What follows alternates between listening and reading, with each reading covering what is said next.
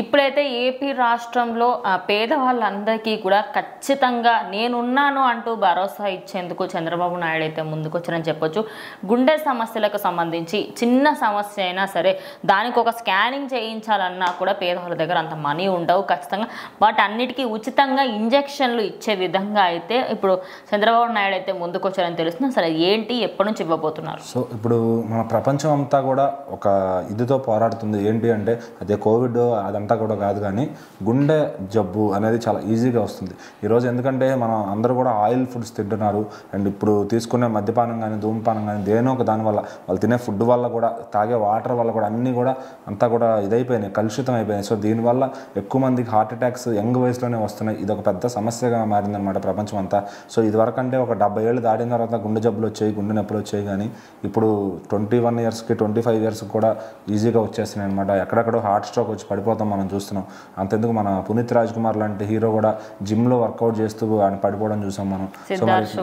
So మరి ఇట్లాంటి పెద్ద పెద్ద వాళ్ళకి కూడా ఎంత డబ్బు సంపాదించినా కూడా మనం తినే ఫుడ్ బాగాలేకపోయినా కూడా మన చిన్న చిన్న జీవన విధానాల వల్ల కూడా గుండె నొప్పులు వచ్చే ఛాన్స్ అయితే ఉందన్నమాట. సో అందరూ కూడా ఒక ప్యానిక్తో అయితే ఉన్నారు. తెలియదు అంటే బయట పడరు, కానీ అందరికీ లోపల ఒక ఇన్ఫీరియారిటీ అనేది ఉంటుందన్నమాట ఖచ్చితంగా.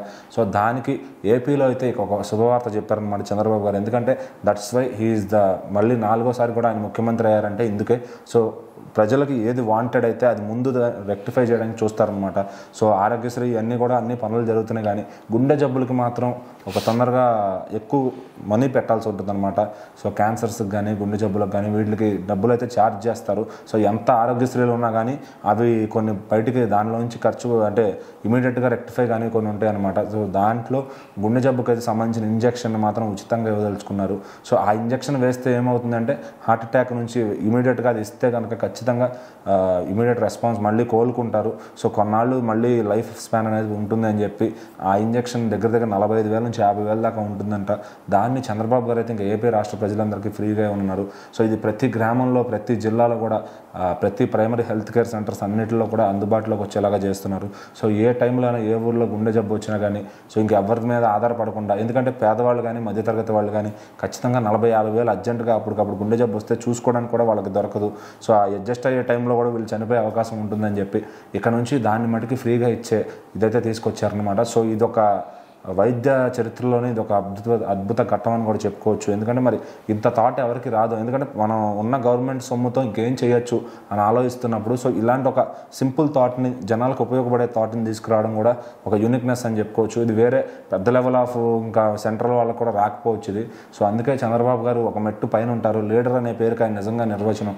సో ఖచ్చితంగా ఆయన ఇనిషియేటివ్ తీసుకున్నారు. ఇది ఇంకా నాకు తెలిసి నెక్స్ట్ వేరే స్టేట్స్లో కూడా అమలు పరుస్తారని నేను అనుకుంటున్నాను.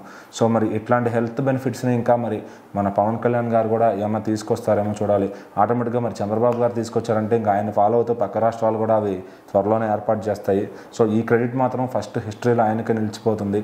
సో మరి నెక్స్ట్ ఇంకా హెల్త్ బెనిఫిట్స్ ఏమైనా తీసుకొస్తారో, ఇంకెలాంటి యూనిక్ థాట్స్తో వస్తారో చూడాలి.